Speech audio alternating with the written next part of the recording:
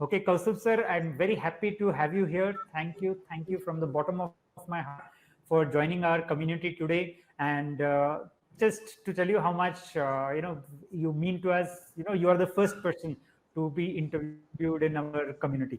Thank you. Thanks for taking your time out and coming in today. Okay, so quickly, sir, what are you doing these days? Uh, this is now because we are majorly into coaching business. Due to lockdown, the centers are not open. So mostly I'm now focused on my business coaching stuff and making a lot of videos because I'm indoor. Okay, that's Yeah. interesting, and those are the YouTube videos I was talking about, sir. So the question that I have for you is, what is the difference? What are the main differences that you see between in an employee mindset vis-a-vis a business owner? So you have been a business owner and an employee as well, and you manage people. So what is the big difference in mindset that you see between the two? See, many of here the participants would be probably in job, and I don't know how much of many of them would be in business. But before even I attempt to answer this question, there are three or four things I would like to mention. So business is altogether a different ball game because the behavior in business guy and the mindset is different.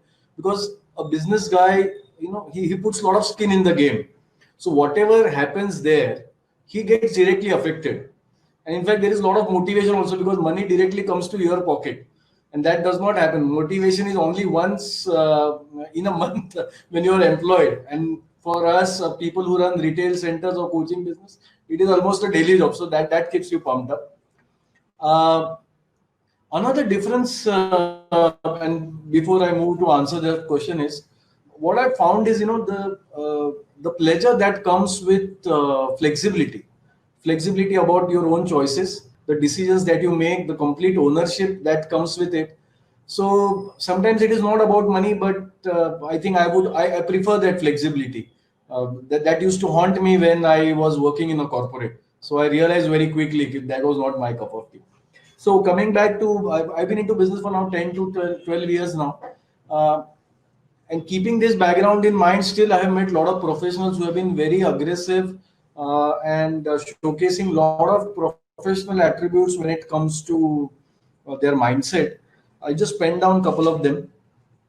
See, one of the major employee mindset which differs them from a business mindset is, and I'm talking about what little experience I've had at my place, uh, is the mindset about improvement on a job.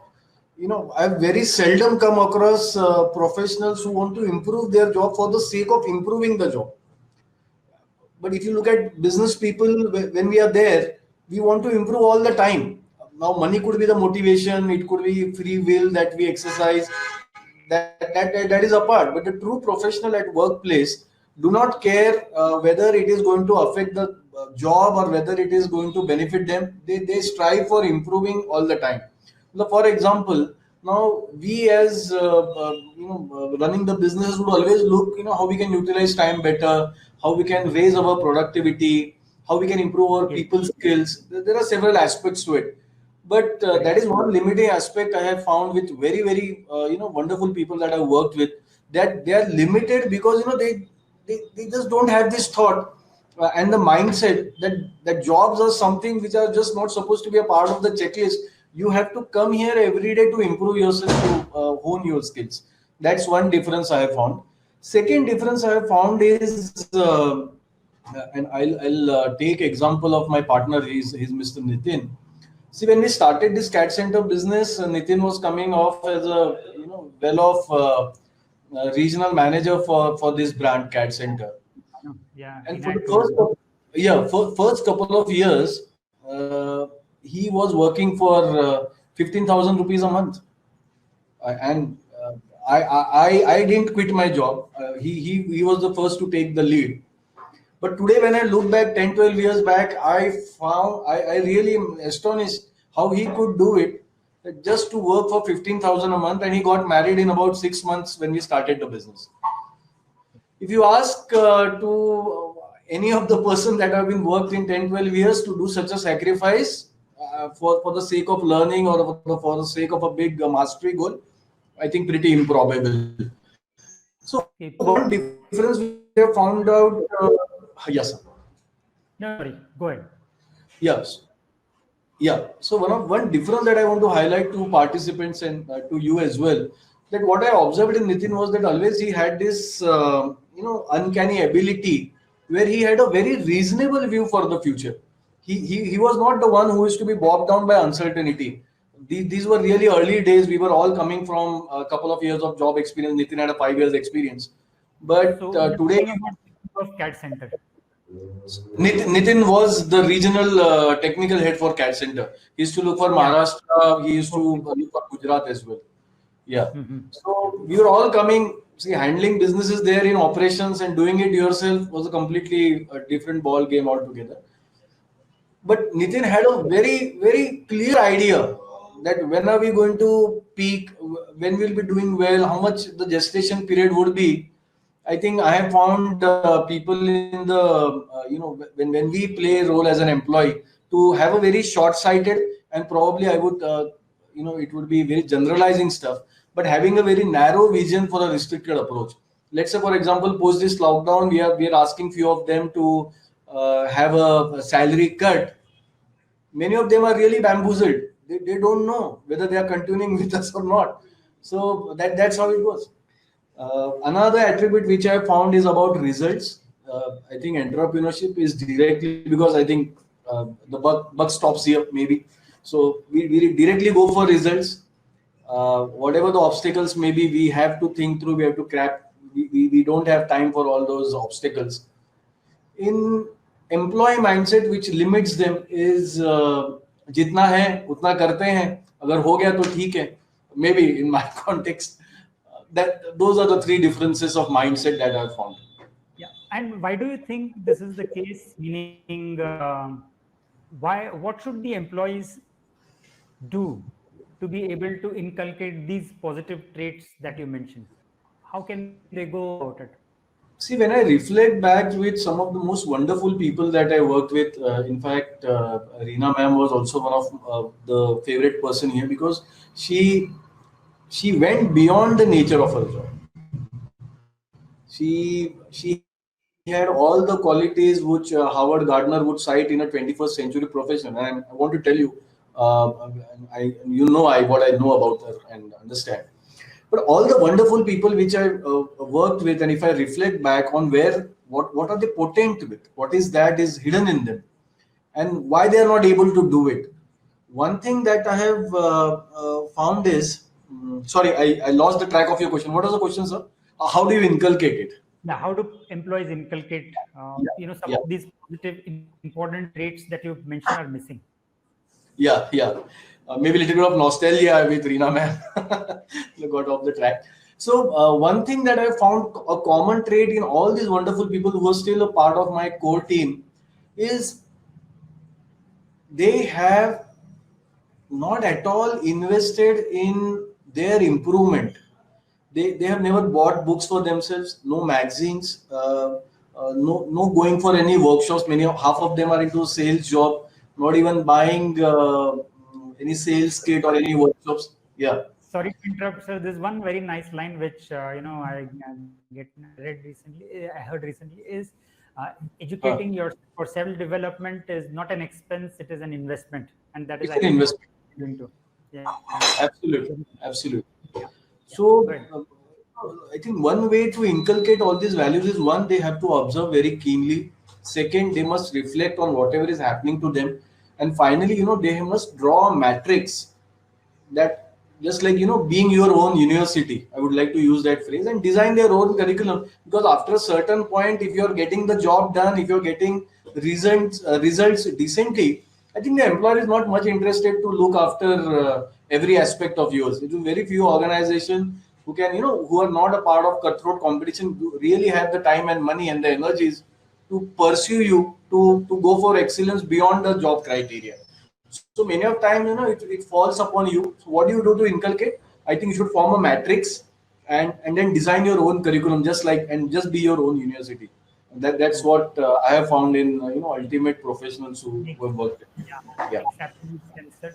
So one more question that I have is this is a community of upcoming leaders. So some Right. of people are already leaders, some are aspiring to be one, but eventually our goal is to become brilliant leaders, all of us. Right. So from leadership point of view, sir, what are the areas that you think our community should be focusing on? I think you can take me as a part of your students' community itself.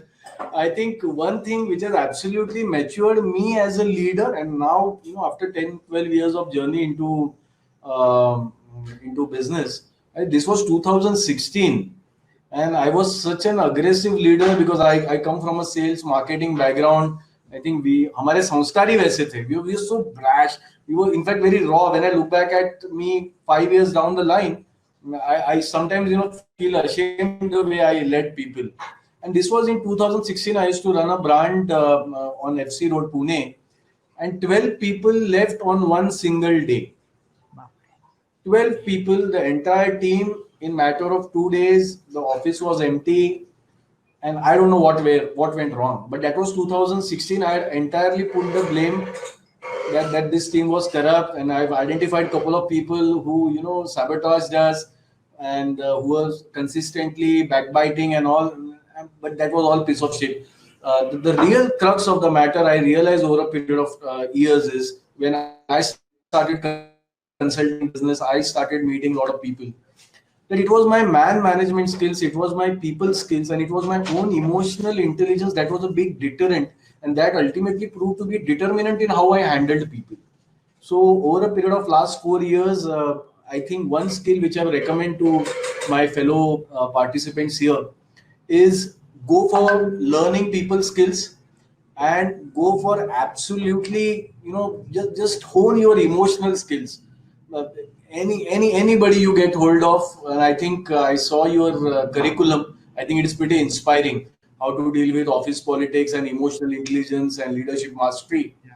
I think one thing if I would like to inculcate at my place as well, of course it comes at a cost, is emotional intelligence. People, if you become even 5% better at handling your emotions, you will become 20% better at handling others' emotions. So, and it will take you a long way. It will take you a long way. I can assure that. Absolutely. Yeah. Yes, yes. There is a question. Okay, Okay. Amish Shela putting down. What are the 5 critical points to identify and hire a potential candidate? So you have lost people, 12 at one go, and there are hundreds that you have hired over a period of time, maybe fired as well. So what are the critical points that you have to identify for a potential candidate? See, I think I have my checklist very, very clear. The first thing, there was a point in 2013 where my business had gone completely. It had completely nosedived, and that was a time where we were looking for some kind of salvage, and that's where one of my current partners now, who was a part of my team then, he gave me a very critical lesson of what kind of attribute we should look when we look to hire people. I think go for people who are absolute integral. That's number one quality, irrespective of any other, because when people are integral, when they are sincere, then everything comes along with them. Second is, I think more than talent, I rate myself. Sorry, I rate the criteria of being a team player, because being not a team player will you know we will get the team into critical situations. I will not be able to build the environment and culture when you want to build any kind of good things will not happen when people are not team player. एक बंदा Yes, team player नहीं होता है या integrity, integrity first, being a team player second. being a team player. Third, and very very clear cut for me is people who take charge, people who take initiative, people who do not worry about what others will say, who are not having much fear of failure. That will be taking charge. People who are taking charge. People who Fourth, take. and I think probably one of my favorite attributes is I always look for people who are optimist in nature, because Okay. after COVID, there will be people, and these people are very natural at it. Of course, it can be inculcated, but people who have got a very sound and positive self-talk bring a lot of sunlight to the organizations. And there will be times where we need to be patient, and only optimists will get the job done because they're not givers up.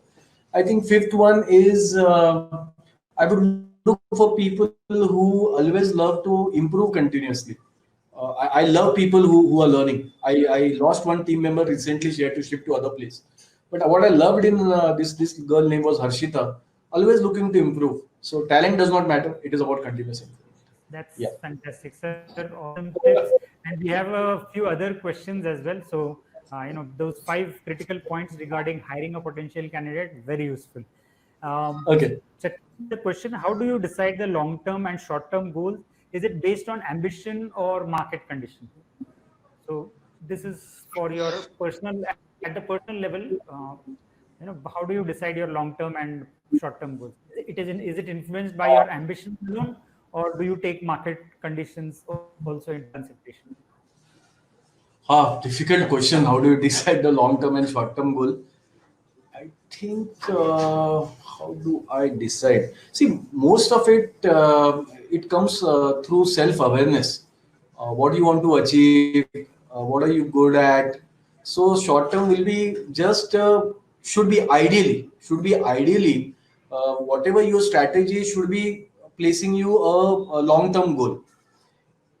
And to achieve that strategy, you have to have a short-term goal. Let's say, for example, I want to excel in business coaching, and that's what I'm looking forward in the next coming 12 months. So for that, I want to stamp a good Google presence, which we call as a GQ, the Google quotient. So that's why in a month we ramped up about 60 videos on YouTube. So the short-term goal was based on something that I want to achieve in the long term. So tactics are great, but without strategy, it won't work. So first, we need to have a strategy that what we want to achieve. Difficult question. I don't know if I. Makes sense. Makes sense. Yeah. Yeah. And how can we control our emotions in tough situations? You mentioned about Yeah. emotional intelligence. So how do you do that in tough situations? See, according to a lot of these experts, and I think the pioneer and the most premium one being Daniel Goleman, it is advice, and you can experience it day to day. More the self awareness, more the control.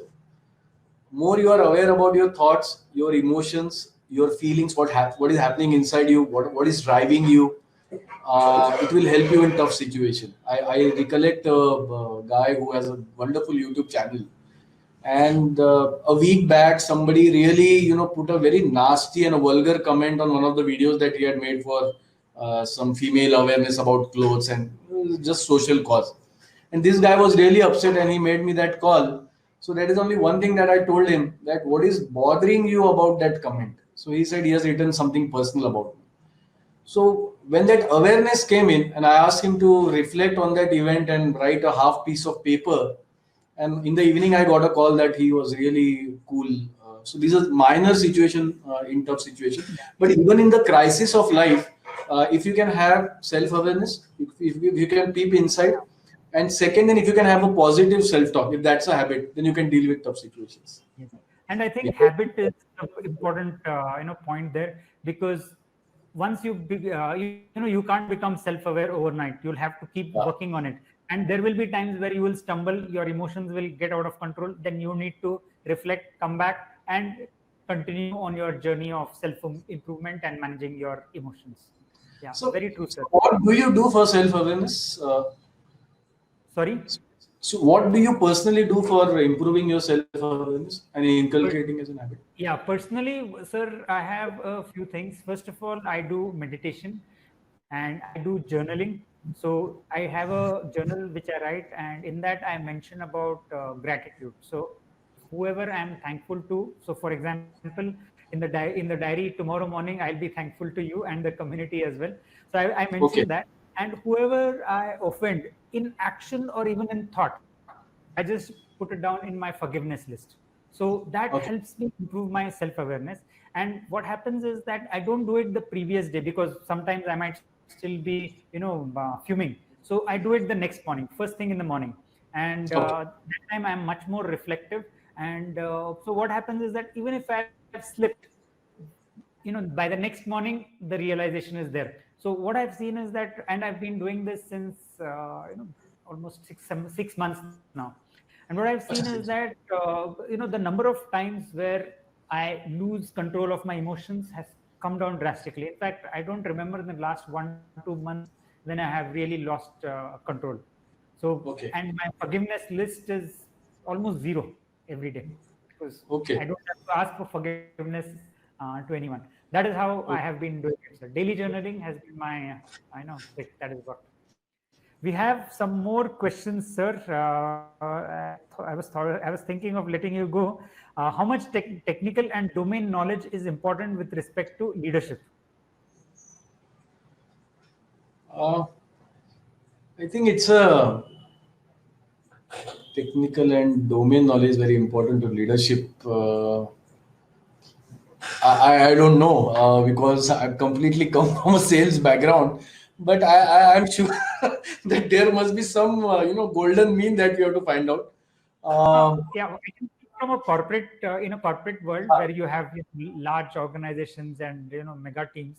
So Huh, over there, awareness is good enough. Awareness is good enough because you will have people to do the work, yeah, and sometimes knowing too much can be detrimental, because then you can get sucked into the details, because that's what excites you, and it could lead to problems elsewhere. So just being aware of what is happening, whether it is the technology, whether it is the domain, is important. However, the leadership skills that we are talking of, in that one has to be really, really good. That's my take on this, sir. Yours could be different.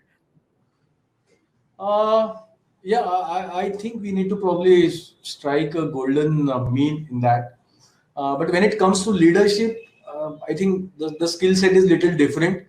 Of course, to gain respect at workplace, and if you are in that role, I think you must know the job well.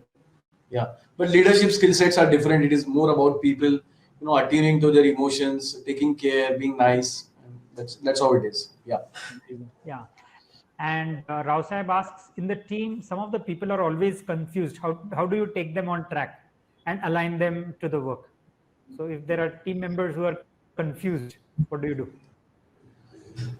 See, confusion comes from lack of self confidence, and the attribute, emotional attribute, which drives self confidence is called as, in psychological terms, it is called as self efficacy.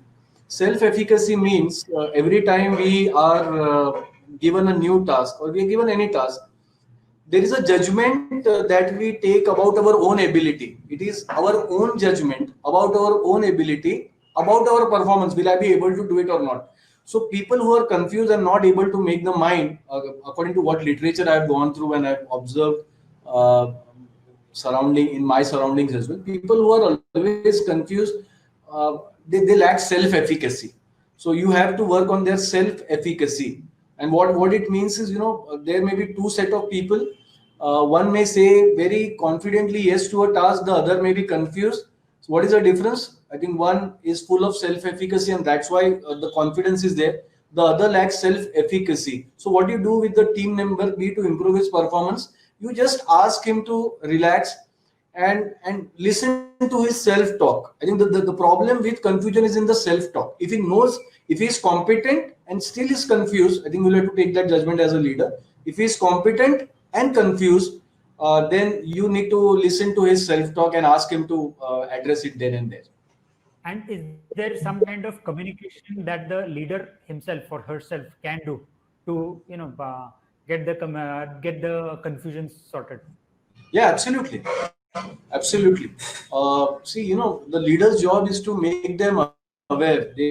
Because many of the people will only dwell on the surface. You have to go one layer beneath and sort it out with them, make them reflect. You can use a lot of questioning, that what is it that they are listening, kya chal raha hai dimag mein. So once you can help them have a good dialogue with themselves, but you must act as a facilitator. You must facilitate that conversation of self-talk with themselves. Okay. Yep. Yeah. Fabulous, sir. That was very, insightful. And yeah, those are the questions that we have. And now, really thankful to you. I did say my thanks earlier, but I'll do that again. Thank you Thank you, for sir. been a pleasure talking to you. Yeah. Thank you, sir. Cheers. Thank you, sir. Yeah.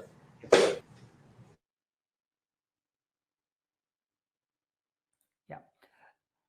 Thank you, Kaustubh sir. All of you type thank you, Kaustubh sir, in the chat box. Let's give him our love. Thank you, Kaustubh sir. Please type that in the chat box. And let me go back to the mind map. Okay, guys, so that was the interview with Kaustubh sir, which we had just now. We are coming to the end of this session. And next week, what I'm going to be doing is something different. So today we had Kaustubh sir as an expert. Next week, I'm going to get one of you on the hot seat. So whoever is interested, just drop me a message, and we can arrange that, and you will be on the hot seat, and we will discuss whatever challenges you have, whatever questions you have. Okay, in the meantime, continue to do the work that you're doing, continue to post on the group, and do ask me questions if you have any, and keep attending these Monday sessions, because you get great opportunities to interact with people like Kaustubh sir just now, and you will also be able to be on the hot seat, see how things go. Of course, the video will be available, but I'll tell you what, there is nothing like live. So live is the best, and that is what you should look for. Okay, thank you everyone for attending today's session. See you next Monday. Cheers, goodbye, good night.